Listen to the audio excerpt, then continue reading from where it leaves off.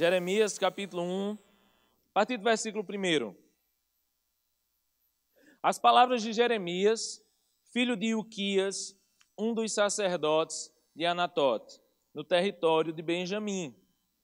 A palavra do Senhor veio a ele no 13º ano do reinado de Josias. No 13º ano do reinado de Josias, filho de Amon, rei de Judá. E durante o reinado de Jeoaquim, filho de Josias, rei de Judá. Reinou pouco tempo. Até o 5º mês do 11º ano de Zedequias, filho de Josias, rei de Judá. Quando os habitantes de Jerusalém foram levados para o exílio. Então ele dá todo o contexto aqui do livro e do profeta, que eu vou falar um pouquinho mais depois. A palavra do Senhor, versículo 4, veio a mim dizendo: antes de formá-lo no ventre, eu o escolhi. Antes de formá-lo no ventre, eu o escolhi. Antes de você nascer, eu o separei e o designei profeta às nações. Mas eu disse, eu Jeremias, soberano Senhor, eu não sei falar, pois ainda sou muito jovem. O Senhor, porém, me disse, não diga que é muito jovem. A todos a quem eu o enviar, você irá e dirá tudo o que eu lhe ordenar. Não tenha medo deles, pois eu estou com você para protegê-lo, diz o Senhor. O Senhor estendeu a mão, tocou a minha boca e disse-me, agora ponho em sua boca as minhas palavras. Veja, eu hoje dou a você autoridade sobre nações e reinos para arrancar, despedaçar, arruinar, destruir, para edificar e plantar. Vamos orar para rimar? Senhor Jesus, obrigado seja teu nome, Senhor. Louvado seja o teu nome, Jesus. Obrigado por esse momento, ó Deus. Obrigado pela tua palavra, Senhor. E louvado seja o Senhor por nos trazer aqui, por nos permitir estar aqui, por nos permitir, ó Deus, ler a tua palavra, aprender a tua palavra, por nos permitir, ó Deus, quebrantar o nosso coração, ó Deus, e nos permitir aceitar a tua palavra. Que a tua palavra, ó Deus, entre no nosso coração, ó Deus, independentemente de quão dura ela seja, Senhor. Abençoa, Senhor. Toca as nossas vidas, Senhor. Fala conosco, ó Deus. Chama-nos, ó Deus, para a tua obra, Senhor, e nos permite ouvir a tua voz e dizer sim a ti. É assim, ó Pai, que nós te oramos e agradecemos por tudo, em nome de Jesus. Amém. Gente, Jeremias é chamado de o profeta chorão, porque em sua carta ou em seu livro de profecias, no livro de Jeremias, em muitos momentos, ele se delonga em algumas lamentações, não o livro de lamentações, mas alguns outros momentos em que ele mostra o quão triste ele se coloca diante do não arrependimento do povo que o cercava. Jeremias, ele vivia em um momento específico de Jerusalém, talvez um dos momentos mais difíceis que Jerusalém passou em sua história, que foi o momento do cativeiro que eles sofreram, aqui especificamente o cativeiro da Babilônia. Quando a gente estuda o livro de Jonas, e a gente já estudou aqui Jonas, numa série Jonas, um cristão por inteiro, a gente falou de Jonas sendo levado a Nínive para pregar o evangelho àquele povo, que era o povo da Assíria, aquele povo que tinha escravizado os judeus. Os assírios eram um povo extremamente duro e extremamente perverso. E é por isso que Jonas, na verdade, ele não queria ouvir a voz do Senhor para pregar a cidade de Nínive. O que a gente está vivendo agora não é esse primeiro cativeiro dos judeus vivido pelo povo assírio, por causa do povo assírio. A gente está vivendo agora um segundo momento de cativeiro de Israel, o cativeiro vivido pelos babilônios. Então, você vai ver que esse momento aqui, ele acontece durante um reinado, o reinado de um rei que foi um rei bom, o rei Josias. Jeremias era contemporâneo do rei Josias. O rei Josias foi um dos reis que viveu um grande avivamento em Israel. A Bíblia conta que existia um momento em que a própria Bíblia estava perdida, a própria palavra do Senhor estava perdida. E em um texto muito maravilhoso, encontra-se o rolo, encontra-se a palavra do Senhor. Josias, então, começa a instaurar um momento de avivamento em Israel. Se a gente estudar a história de Israel, a gente vai ver que Israel vive momentos de avivamento espiritual e depois ele vive momentos de declínio espiritual. Josias, ele vem no 13º ano de Josias. Jeremias, ele vem no 13º ano do reinado de Josias, onde esse avivamento acontece. Só que em detrimento desse avivamento, as pessoas começam a fugir desse avivamento. As pessoas começam a fechar os seus ouvidos para a voz do Senhor. E eles começam de novo a se prostituir, a adorar outros deuses, a desprezar o pobre e a viúva. Então, Jeremias vem em um momento de declínio do avivamento vivido pelo rei Josias. E é desse declínio que Jeremias vem para dizer, olha, se vocês não se voltarem para o Senhor, vocês serão, povo judeu, vocês serão destruídos pelo próprio Senhor. E quando a gente lê o livro de Jeremias, e você já viu no começo aqui, foi exatamente isso que aconteceu. Jerusalém, o povo judeu não se volta para o Senhor, eles endurecem o coração para o Senhor, e o Senhor permite então que a Babilônia venha e tome Israel como em cativeiro. É isso que acontece. Jeremias então vai para o Egito e morre no Egito, anos depois. Isso é mais ou menos o contexto de Jeremias. Só que eu queria falar sobre 3 episódios apenas do livro de Jeremias, começando com esse momento inicial. Esse momento inicial é bem interessante, porque nesse momento inicial, Deus chama Jeremias. E você percebeu que a Bíblia traz já alguns momentos em que Deus chama algumas pessoas. Tem um momento que Deus chama Samuel, e aí Samuel vai em Eli e diz, Eli, você me chamou? Não, fui eu que lhe chamei. Aí ele volta para a rede dele, vai dormir, liga o ventilador de novo. Aí ele ouve de novo, Samuel, imagina se fosse com a gente isso. Imagina. Eu já contei para vocês a história de que eu trabalhava na casa de recuperação, tudo escuro, no meio do mato, lá da Cidade Viva, o Centro de Reabilitação da Cidade Viva. E eu trabalhava à noite lá. E aí estava tendo um acampamento lá em cima. Eu não era da Cidade Viva, eu trabalhava na Cidade Viva. E eu não estava participando do acampamento, logicamente, porque eu estava trabalhando, né, na casa de recuperação. E aí Saulo desce de noite para falar comigo. Eu não sabia que ele ia descer, não sabia de nada. Era uma noite comum, como todas as outras, que eu dormia com 12 dependentes químicos e os grilos. Mas eu dormia num quarto separado. E eu, nesse quarto separado, eu lembro que eu fiz muito essa oração. Deus, fala comigo. Deus, eu quero ouvir a tua voz. Deus, fala, Senhor, fala, Senhor. Aí, beleza, fiz essa oração. Eu não lembro bem o que eu estava vivendo, mas eu lembro que eu fiz essa oração. E aí fui dormir. Sabe aqueles buracos na parede? É combongó que chama aquilo? Combongó. Combongó, isso aí. Aí estava lá esses negócios. Cara, eu não vi. Saulo, que era o diretor da casa, sobe numa cadeira, bota a boca nesse combongó lá. Aí faz, Tiago. Gente, sério.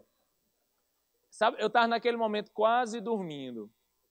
Eu estava quase dormindo. Naquele momento que você está você está pulando de uma esfera para outra, entendeu? Você não está dormindo, nem você está acordado, você está quase chegando no sono. Tiago. Aí gente, eu não acreditei. Aí eu olhei para trás. Senhor?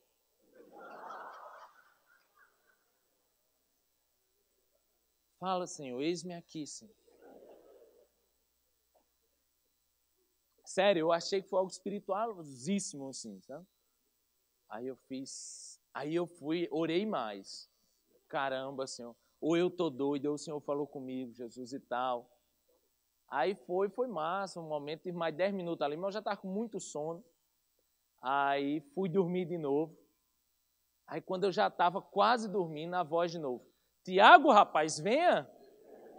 Aí eu vi que não era Deus, eu vi que era Saulo. me chamando pela segunda vez. Enfim. Gente, foi louco aquilo, porque por 10 minutos ali eu achei que eu realmente tinha ouvido a voz de Deus e senti o peso disso, né? Não era Deus, era Saulo, que é bem diferente. Mas a Bíblia fala de muitos momentos em que Deus chama algumas pessoas, né? Deus chama a sua igreja. E nesses momentos é interessante porque você sempre vê as pessoas colocando algum limitador nisso. Quando Deus chama Josué, lá no livro de Josué, capítulo 1, a gente não ouve bem falas de Josué nesse chamado. Mas imagina o contexto de Josué. Existia um grande líder, Moisés, que você vai ver durante o Pentateuco, né? Desde Êxodo, Moisés levando o povo, guiando o povo por 40 anos. Imagina, um líder de 40 anos, guiando o povo por 40 anos no deserto.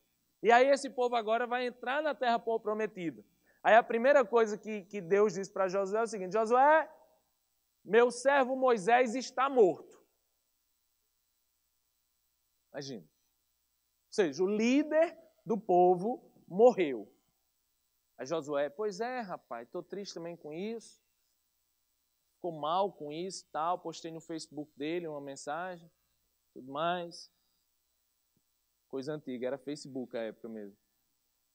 Aí Deus faz, sim, mas assim como eu fui com Moisés, serei contigo. E ele repete isso várias vezes. Aquilo que prometi a Moisés, cumprirei contigo. Assim como fui com Moisés, serei contigo. E é interessante porque é como se existisse aqui um limitador natural na pessoa de Josué. E qual é esse limitador? Como é que eu vou fazer alguma coisa para Deus se tem alguém que faz tão melhor do que eu?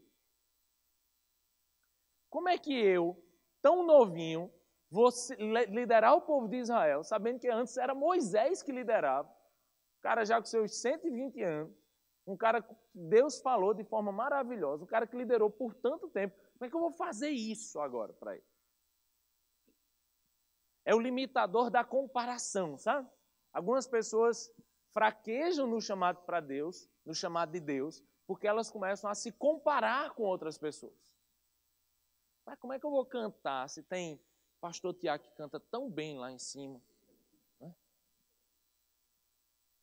Vou comparar com a voz patoense dele. Não tem como fazer um negócio desse. Possível. Como é que eu vou servir aqui, rapaz, rindo para o pessoal, se eu não dou sorriso nem para minha mãe? Se eu sou uma pessoa tão antipática? Como é que eu vou fazer alguma coisa se tem pessoas que fazem tão melhor do que eu? Aí o nosso pecado, muitas vezes, é querer imitar os outros, sabe? Eu vivi isso. Eu lembro que a época, quando Silas Malafaia tinha bigode ainda, foi a melhor fase dele, falar com bigode. Eu lembro que eu fazia seminário e eu queria pregar igual a Silas Malafaia. Eu lembro que eu decorava, assim, 40 versículos para pregar, gente. Era um saco. Eu passava a pregação decorando versículo e recitando versículo decorado igual, porque eu queria ser igual a Silas Malafaia.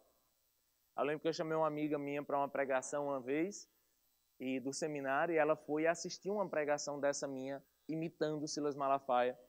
E ela chegou para mim, aí eu disse, e aí, minha irmã, gostou da pregação? Ela disse, gostei, Silas Malafaia. Só que não foi um elogio. Não foi. Porque foi no sentido de você precisa encontrar quem você é em Deus. Esse foi o grande momento do meu chamado com Deus. Você não precisa imitar ninguém, você não precisa ser melhor do que ninguém. Você não precisa fazer o que outras pessoas fazem. Você precisa fazer o que Deus te chamou para fazer. Se isso é grande, se isso é pequeno, se isso envolve liderança, se isso não envolve liderança, se isso envolve uma igreja de 1000 pessoas, se isso envolve uma igreja de 50 pessoas, isso é indiferente.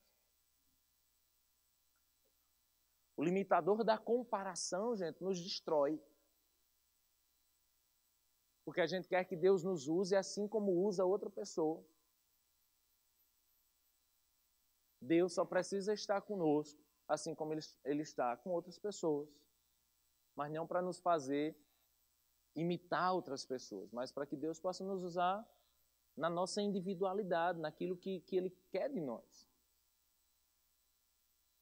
O que é que Deus quer nos usar? Para onde Deus nos chama? Ele chama individualmente cada um de nós. Esse é o primeiro limitador. Existem outros limitadores. Quando Deus chama Isaías em Isaías 6, a gente vê outra coisa. Deus aparece para Isaías em toda a sua majestade. Aí imagina agora essa outra cena, né? Não é mais um Deus que você ouve, mas de alguma forma Isaías viu a majestade de Deus. E aí, em meio àquela visão, não era apenas uma visão de Deus, né? Ele tinha uma visão de serafins.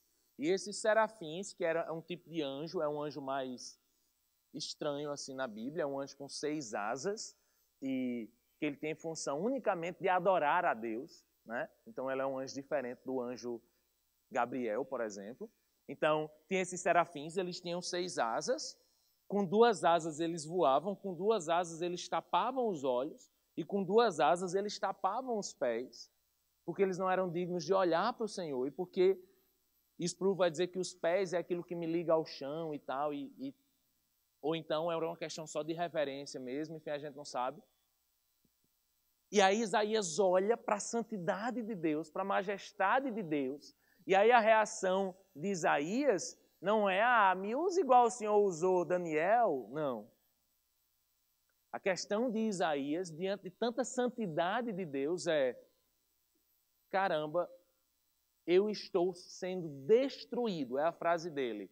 Eu estou sendo destruído. Ai de mim, porque eu estou perecendo, porque os meus olhos viram o Senhor e eu sou um homem de impuros lábios. Na hora que Isaías vê a Deus, Isaías olha para ele mesmo. Algumas pessoas querem construir Deus à sua imagem e semelhança, né? Algumas pessoas elas querem construir um Deus para elas. Não, eu faço essas besteiras na vida, mas Deus não liga para isso, não. Eu sou cristã e sou de Capricórnio, mas Deus não está nem aí para essas coisas. As pessoas construíram um Deus só para elas, assim, é uma coisa bem interessante isso. Você olha isso, é interessante. Não, aqui são as pessoas, aqui é Isaías olhando para Deus, e quando Isaías percebe a santidade de Deus, isso me transforma. Isso faz com que eu olhe para mim, isso faz com que eu olhe para a minha vida, isso faz com que eu olhe, sabe, para os meus pecados, isso faz com que eu olhe para a minha língua, para os meus olhos, para a minha mente, para o meu coração, sabe? Eu olho para Deus e isso me faz lançar os olhos diretamente para mim. Meu Deus, ai de mim, porque eu estou perecendo, ai de mim, porque eu estou sendo destruído, ai de mim, porque a santidade de Deus está me desconstruindo, me desfazendo, me destruindo. Está acabando com o que eu sou, está acabando com os meus, sabe, os meus princípios mundanos, está acabando com alguns sonhos meus, ai de mim, porque quando eu olho para Deus, Ele me destrói. Essa é a forma como Isaías ouve o chamado de Deus. Ele bate num outro limitador, que é o limitador do pecado para o chamado de Deus. Deus me chama, mas eu esbarro no pecado. Eu esbarro em quem eu sou, eu esbarro naquilo que eu vivo, eu esbarro nos meus princípios, eu esbarro, sabe, no meu estilo de vida. E de uma forma simbólica, tira-se uma brasa ardente do altar de Deus, fogo, brasa. Você estourou traque no São João, que eu sei. As brasas do altar, e ele pega essa brasa e queima a língua de Isaías. Porque a Bíblia fala do fogo numa perspectiva sempre de um fogo que restaura, um fogo que purifica. Entende? Um fogo que me transforma. Então, de forma simbólica, esse fogo queima a língua de Isaías, Como tem muito fogo que era bom para queimar nossa língua. Tem gente com a língua desse tamanho, meu amigo. Fala da vida de todo mundo. Fala besteira o tempo inteiro. Briga o tempo todo. Murmura o tempo inteiro. Não sei se é a língua que é grande ou se é o zóio que é grande, entendeu? Para dar conta da vida de tanta gente no Facebook, no Instagram. E aí, quando a gente se depara com o chamado de Deus, e Deus faz, meu filho, eu te chamei, eu quero te usar. Aí a gente faz o quê? Ai de mim, minha língua é grande demais, Jesus. Ai de mim. Ai de mim, porque aí eu vou ter que abrir mão de tanta coisa, Jesus. Isaías se depara com o limitador do pecado.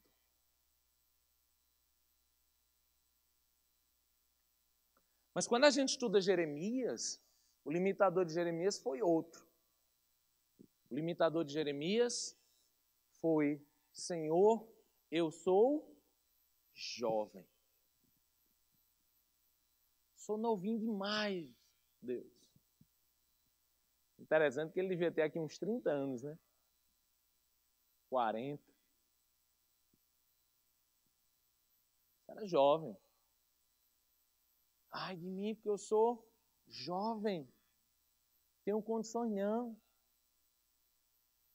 Eu lembro quando eu era da igreja que eu aceitei Jesus, igreja batista, uma igreja muito pequena, aí o pastor disse assim: Tiago, você vai liderar os jovens. Eu falei, Deus me livre. Eu tinha 19 anos. Deus me livre, vou nada liderar esses 7 jovens, eu não consigo. E tal. E aí ele fez assim: não, você vai ter que liderar porque não tem quem lidere, você é a pessoa mais madura. Dizer, eu? Com 19 anos, acabei de entrar na universidade. Não, vai ser você. Eu falei, tá certo, agora eu nem oro, nem prego. Porque eu nem sei orar em público para tanta gente, 7 pessoas, nem sei pregar. Nunca tinha orado publicamente, nunca tinha pregado publicamente. Aí ele disse, tá certo. Aí eu chamava o cara que orava e chamava o cara que pregava. Então, basicamente, minha liderança de jovens era fazer escala do culto. Entendeu? Tudo certo. Tudo funcionando perfeitamente. Às vezes faltava muita gente para o culto, vinha 6, vinha 5. Às vezes lotava, vinha 7, vinha 8. Até o dia que o caba que orar não veio. Tiago, 514, atrasou. Eu falei, não tem problema, a gente atrasa o culto. Tiago, Deus pode te usar. Eu fiz para orar na frente de tanta gente. Está lotado o culto. Vou nada. Tiago, vai que eu ainda estou nos bancários. Vai demorar. Aí eu ia lá. Jesus, abençoa aí esse culto. Seja massa. Abençoa aí, fala com a galera. Deus abençoe, amém. E começa o louvor. Esse dia foi fácil. Difícil foi o dia que faltou o pregador. E o cabo que fez a oração já tinha ido embora. Lembra até hoje, abri a Bíblia em Mateus, capítulo 4, fui falar da tentação de Jesus. Preguei pelo tempo inteiro de quase 10 minutos. Foi o tempo de abrir o texto, ler o texto, orar, reler o texto. Entendeu? E você não vai acreditar, uma pessoa aceitou Jesus.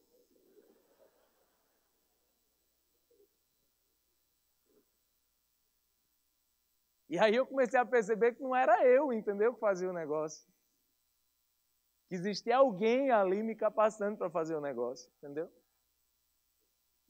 A grande questão, gente, é que não é a minha idade, não é se eu sou jovem.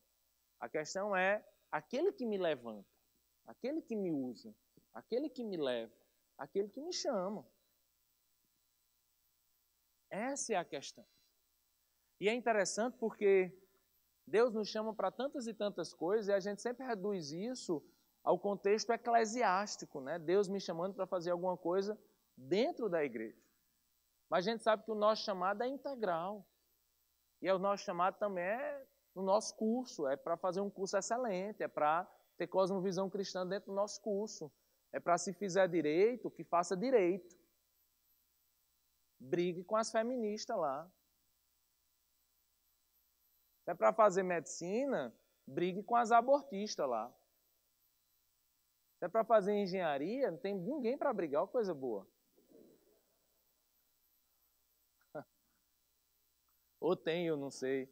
Enfim, a grande questão, gente, é que o nosso chamado, ele é integral. E esse chamado, ele é difícil, porque o chamado de Jeremias era um chamado muito difícil. Se você voltar comigo lá no versículo 10, Deus chama Jeremias e diz: Jeremias, você tem um desafio muito simples. Muito simples. Versículo 10, capítulo 1. Veja, eu hoje dou você autoridade sobre nações e reinos. Autoridade para quê? Autoridade para quê? Plantar flores no jardim de Israel. Te dou autoridade para você arrancar, despedaçar, arruinar e destruir. Tá bom. Depois, se der, você edifica e planta. Se sobrar alguma coisa, você edifica e planta. O que eu estou querendo dizer é que Jeremias vivia num contexto de mundo tão secularizado, tão afastado da palavra do Senhor, que o desafio de Jeremias era arruinar, destruir, acabar com uma visão, uma cosmovisão pagã, idólatra, imoral que existia naquela sociedade. Olha que missão difícil, gente. Olha que contexto difícil. Vamos tentar entender melhor que contexto é esse? Vamos para o meu segundo texto em Jeremias. Abra aí em Jeremias capítulo 7 para mim, por favor. A gente vai ler 3 textos aqui de Jeremias.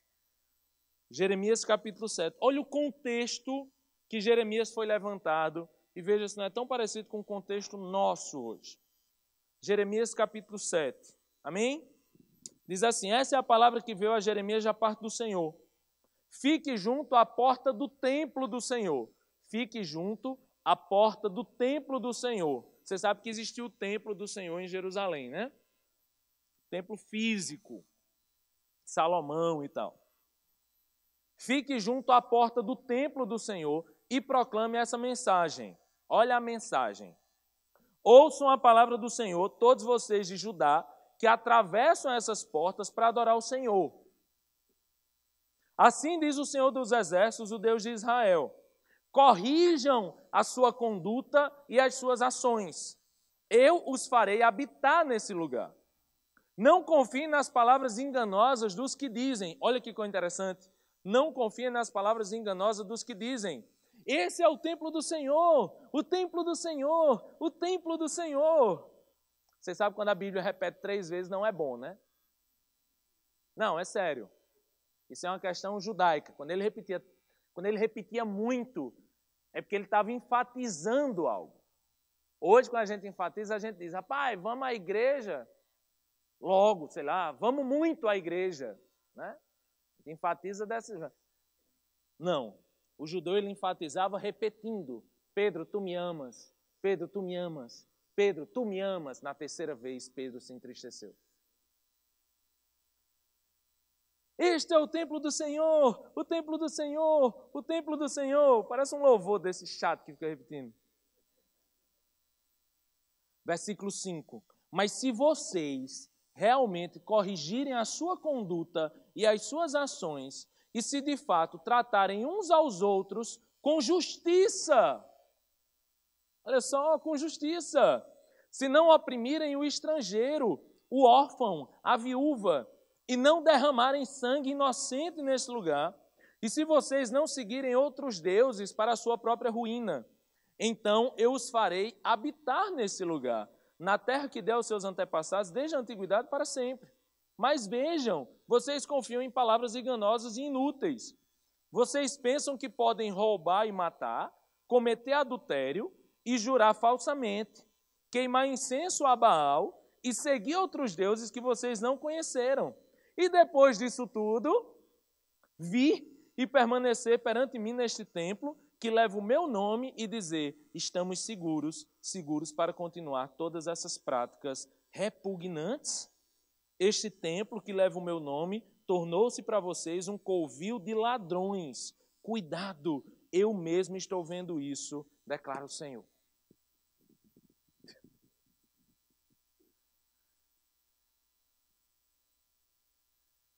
Tenho que dizer mais não, gente. Acabou. Quando Deus levanta Jeremias e diz, vai que eu vou fazer você destruir os outros. Que eu vou fazer você pregar uma palavra dura para os outros. A palavra dura, gente, é porque o contexto de Jerusalém aqui era um contexto de pessoas religiosas, pessoas que iam ao templo. Vamos ao templo do Senhor, ao templo do Senhor, ao templo do Senhor. Tu vai para o culto hoje? Eu vou para o culto, para o ciclo de oração. Eu vou para a conexão, depois vou para a vigília. Depois eu vou para o culto da manhã. Depois assisto o culto da tarde. Depois eu faço o repeteco da noite. Jerusalém aqui vivia em vários pecados. O povo de Israel vivia aqui em vários pecados. E eles confiavam em duas coisas. Olha para mim. Duas coisas Israel confiava. Duas coisas.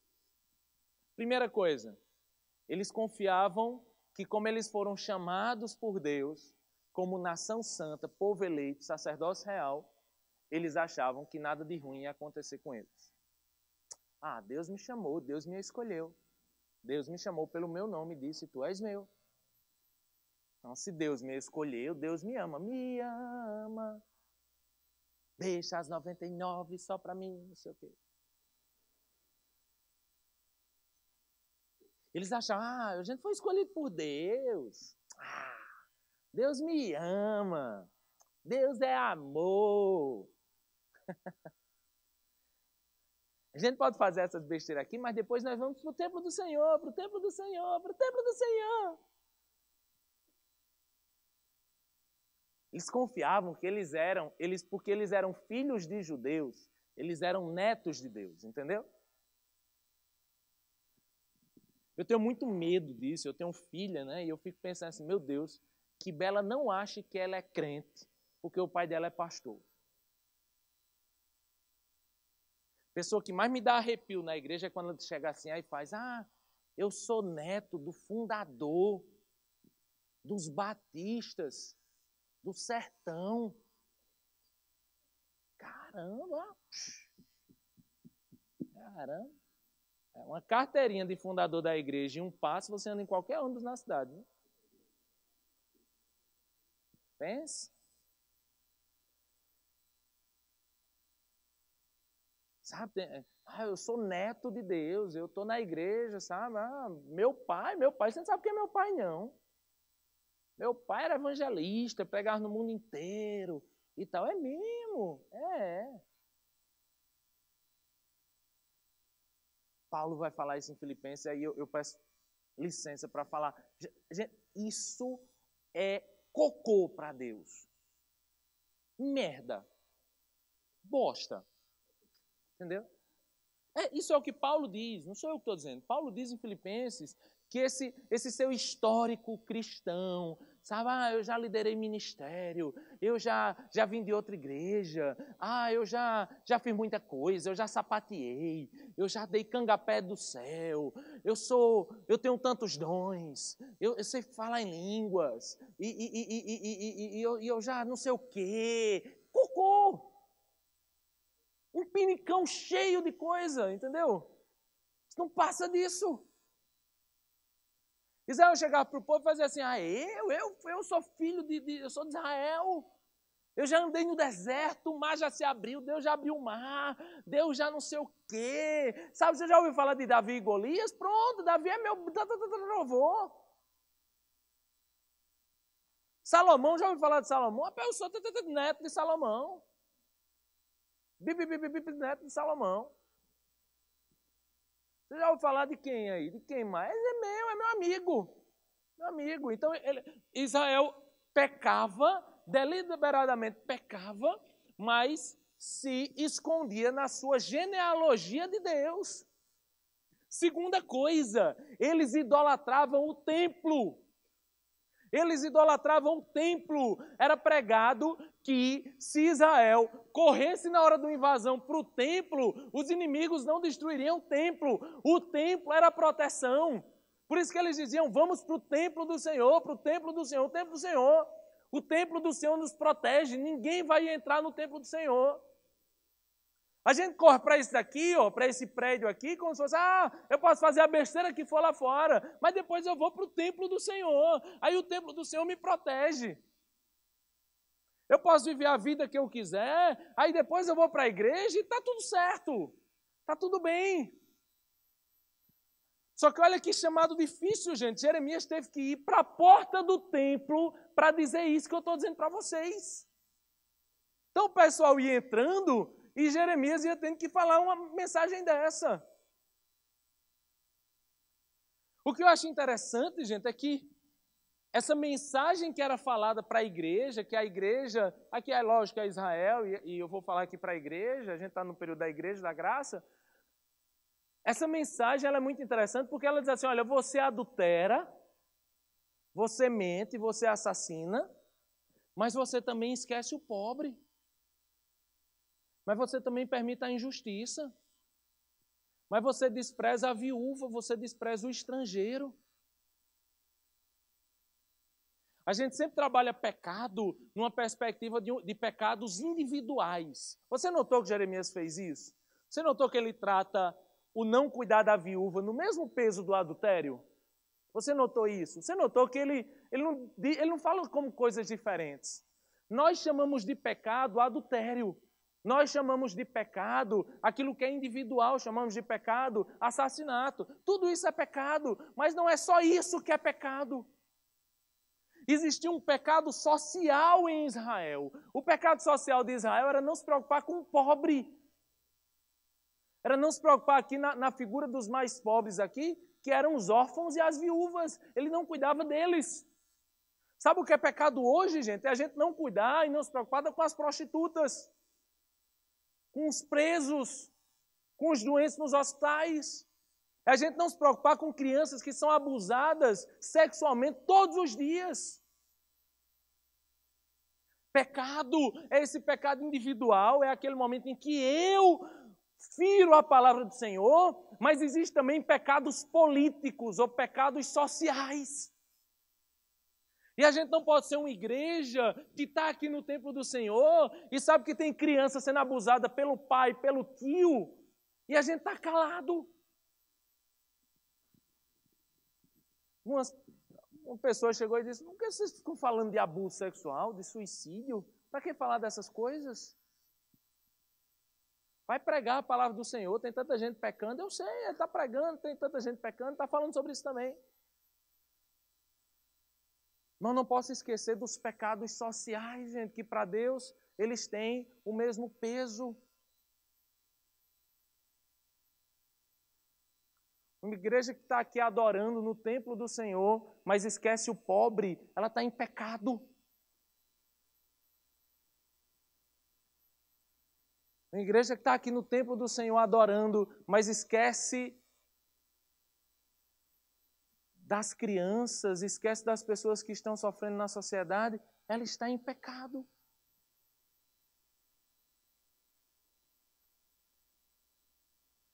E a mensagem de Jeremias é difícil e é por isso que Jeremias tem uma mensagem para destruir, desfazer, porque ele precisa destruir uma cultura de religiosidade, de descaso social que existia naquele lugar. A Bíblia diz, Paulo fala, que quando nós exalamos o perfume de Cristo, amém? Você que está com a suvaqueira ficou calado, né? A Bíblia diz que a gente exala o perfume de Cristo, amém? Sabe quando você bota aquele perfumão, sai incendiando o lugar? Você fica mais feliz é quando você chega no lugar e diz assim, rapaz, você está cheiroso. Aí você faz, estou exalando aqui o meu perfume, o meu boticário. Estou exalando aqui esse perfume para você. Mas você sabe que nesse versículo, Paulo diz que nós exalamos o perfume de Cristo, que é perfume de salvação para os que creem, mas é perfume de perdição final para os que não creem.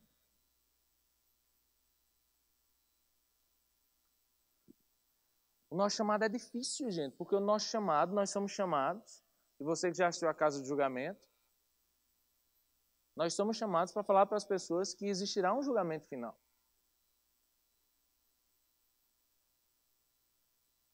E que ou nós nos permitimos ser destruídos pela palavra de Deus, para depois sermos edificados de novo, ou nós nos perderemos eternamente nesse mundo. Nós somos chamados para dizer coisas muito difíceis para as pessoas. Nesses dias eu tive que falar para uma irmã extremamente maravilhosa e piedosa e tal. Queria deixar o seu marido por incompatibilidade de gênios. Meu Deus.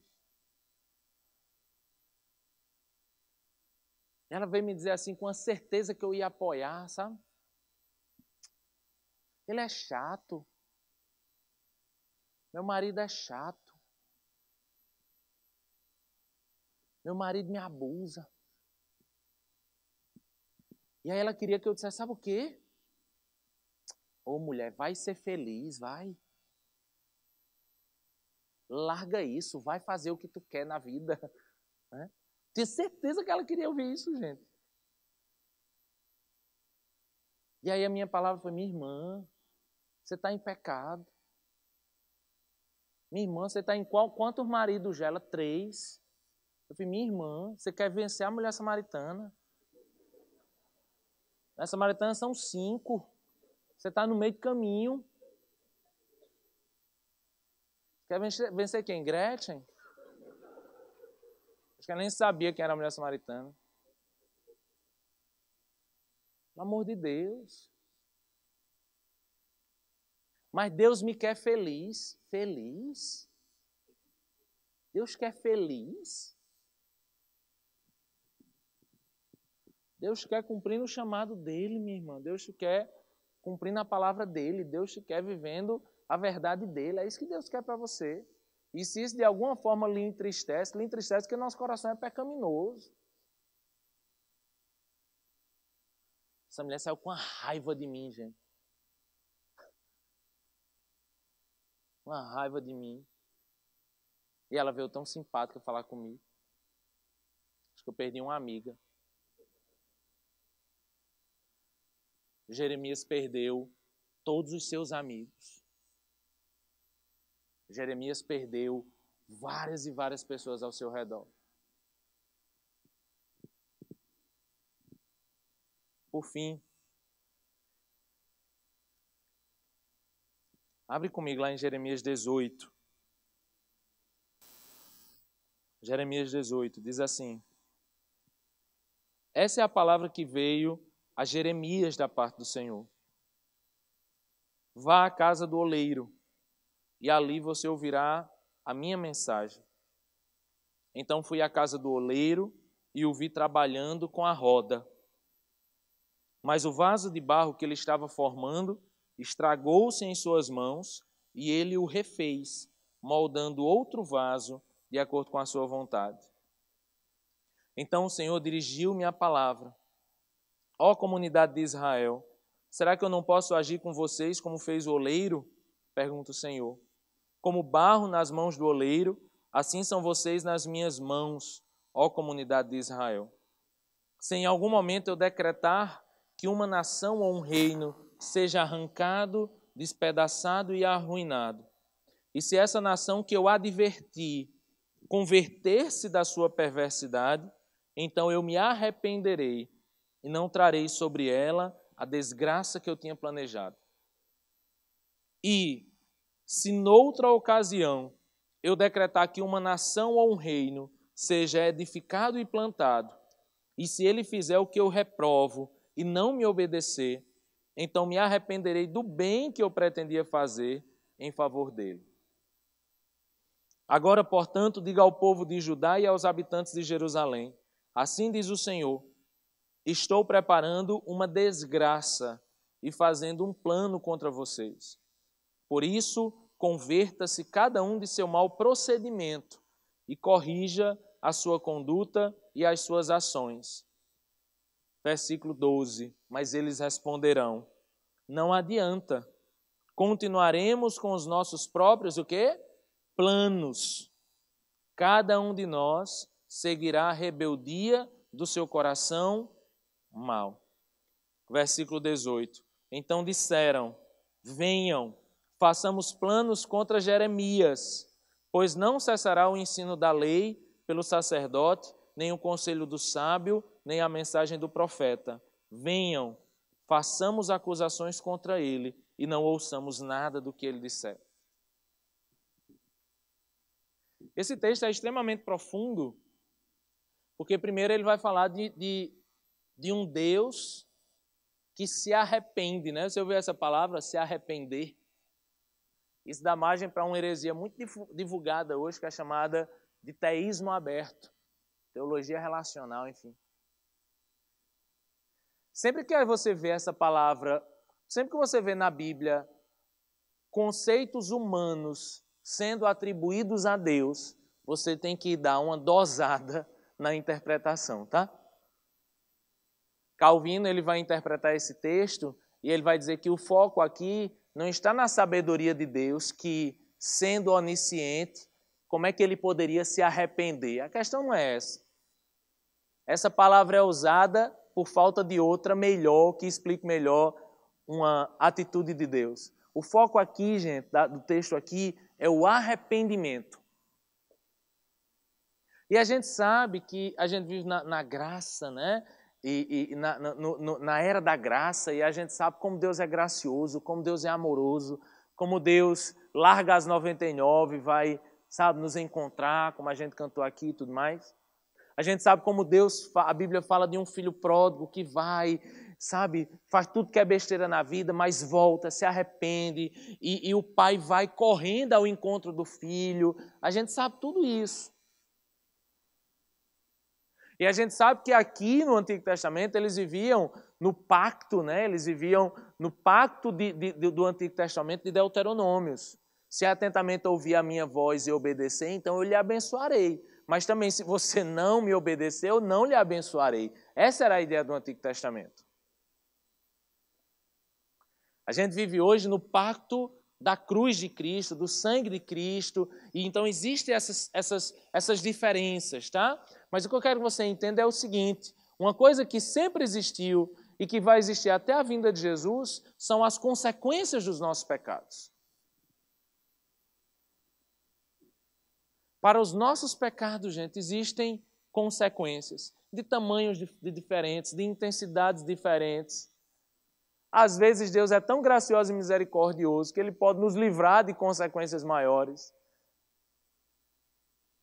Mas o fato é que para os nossos pecados, para a nossa religiosidade, sabe, para a nossa falta de confissão, para os nossos pecados escondidos, sabe, para tudo isso, gente, existem consequências.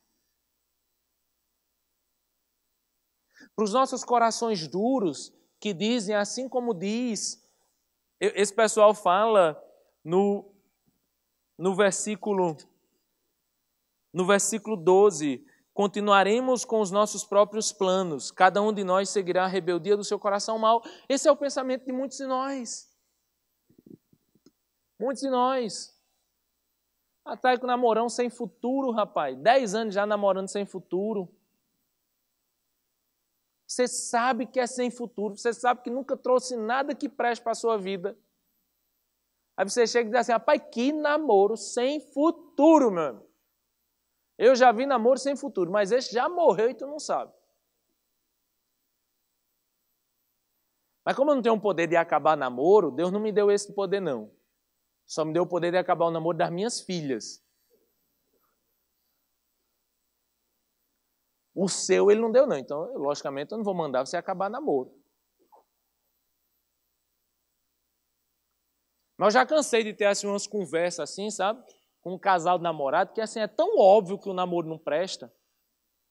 Aí eu digo assim, mas meus irmãos, a decisão é de vocês, não é minha. Eu não posso acabar o namoro de vocês, infelizmente. Se eu pudesse, eu descia um raio do céu assim na cabeça de vocês dois, que desse juízo na cabeça de vocês dois, mas eu não posso. Vão e tomem suas decisões. Mas eu vou certo que esse negócio vai acabar. Até porque eu sou mais conhecido por acabar namoro do que começar.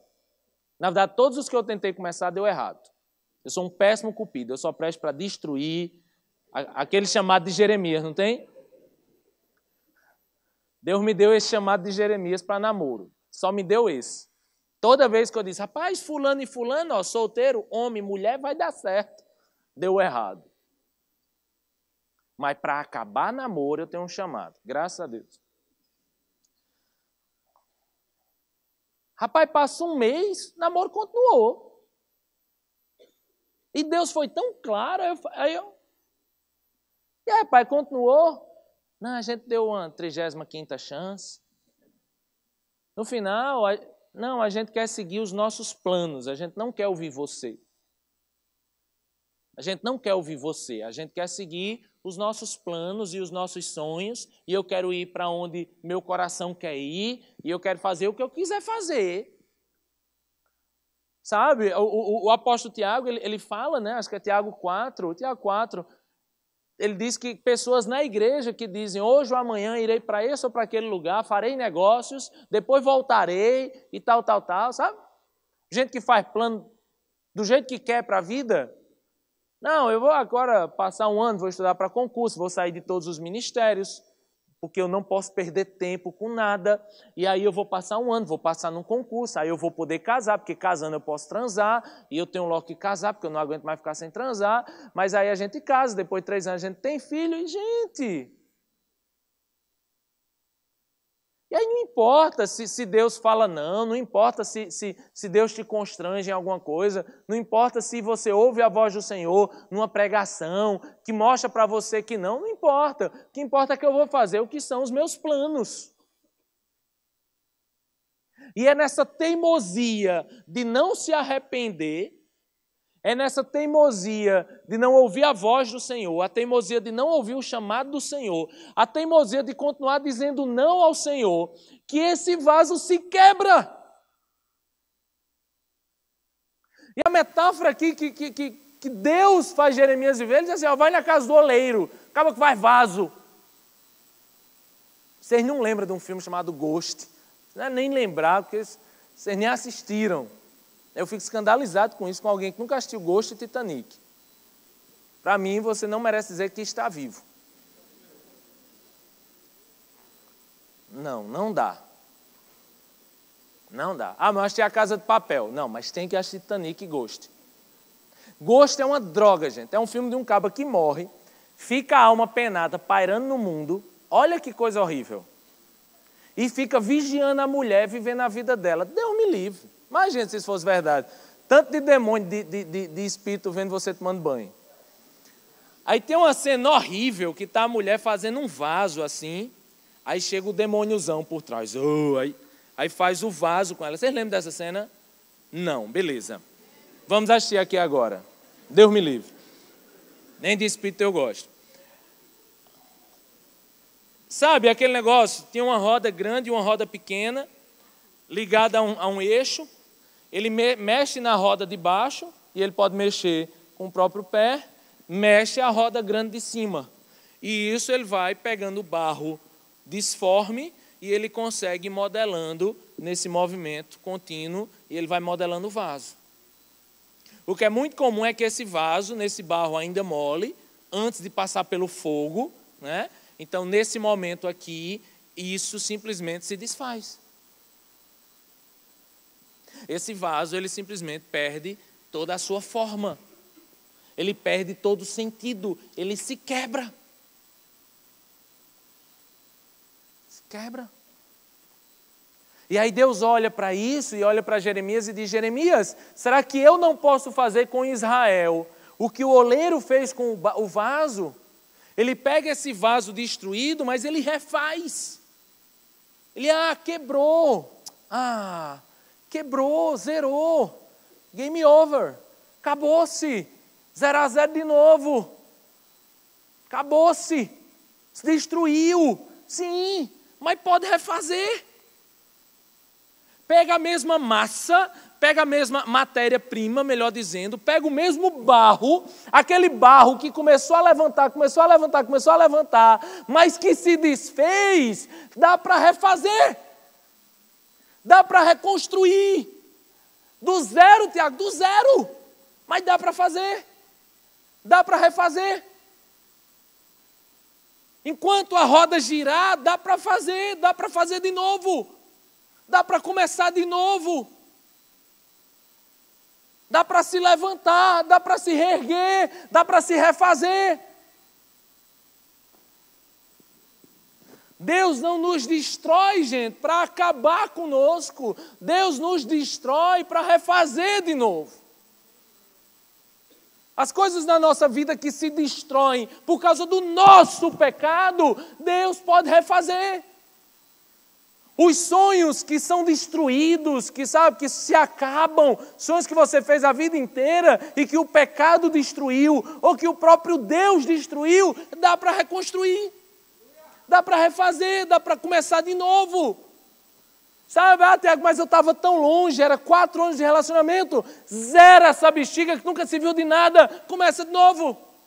Não com o mesmo, Deus me livre, com outro.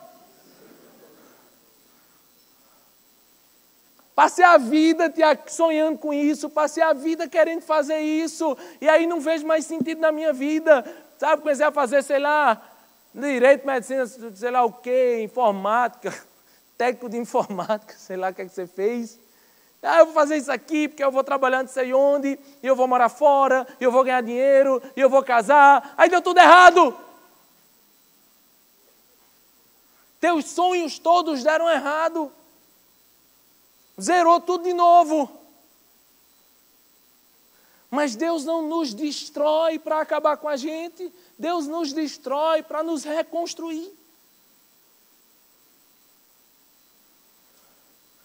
Deus destrói coisas erradas em nossa vida, gente, para reconstruir. E essa mensagem, como o perfume de Cristo, que não precisa ser de perdição para nós, pode ser de salvação. Pode ser de restauração, pode ser de recomeços. A gente tem medo de recomeçar as coisas. Mas Deus pode estar chamando muitos de nós aqui para recomeçar coisas. Agora, para recomeçarmos coisas, a gente passa por uma fase terrível, que é a fase de se permitir destruir coisas. Destruir coisas, se afastar de pecados, se afastar de omissões na nossa vida, para que a gente possa permitir que Deus reconstrua coisas. E é maravilhoso isso, porque Deus, Ele dá forma ao barro. Foi isso que Deus fez conosco. Deus deu forma à nossa vida. Olha a coisa maravilhosa. Deus te botou aqui, te deu saúde, te fez nascer na família que te permitiu nascer, te deu uma história. Olha que legal. Deus deu forma. Tu não lembra, mas quando tu nasceu, tu era feio que só uma molesta. Aquele bebezinho, Imagina, gente, a gente nasceu do nada. Vocês sabem que Dai está grávida, né? Eu vou ter outro filho, se Deus quiser. Vocês 3 não sabiam não, né? Aí eu fiz, Bela, mamãe está grávida. Ela fez, tá não. Tá, Bela, tá grávida. Aí mostrei o exame para ela. Ela pegou na barriga daí assim e fez, cadê? Né? Não tem nada aí. Você já saiu no exame, estava grávida, estava 2 semanas. Aí eu fui no melhor médico, que é a internet, para ver como é que tamanho está com 2 semanas, para eu poder dizer a Bela, não, Bela, está desse tamanho, está desse tamanho. Não tem tamanho de nada, gente. Tamanho de uma semente de não sei o quê, mas a semente é pequeno. Imagina. E de uma coisinha tão pequenininha, Deus dá forma, sabe? Isso é maravilhoso demais. Deus pegou o barro e deu forma a nós. Olha o que é que Deus fez. O oleiro, ele não dá apenas forma, ele dá uma estética ao vaso. Sabe que aquele cara pega o vaso assim e tal. Existe uma estética na coisa, existe uma beleza nas coisas. Aí você vai dizer, Tiago, essa parte Deus pulou em mim. Não, Deus deu uma beleza que vem da própria assinatura divina em nós, a própria imagem e semelhança de Deus. Nós somos criaturas de Deus, imagem e semelhança de Deus, sabe? Somos príncipes e princesas do Senhor, sabe?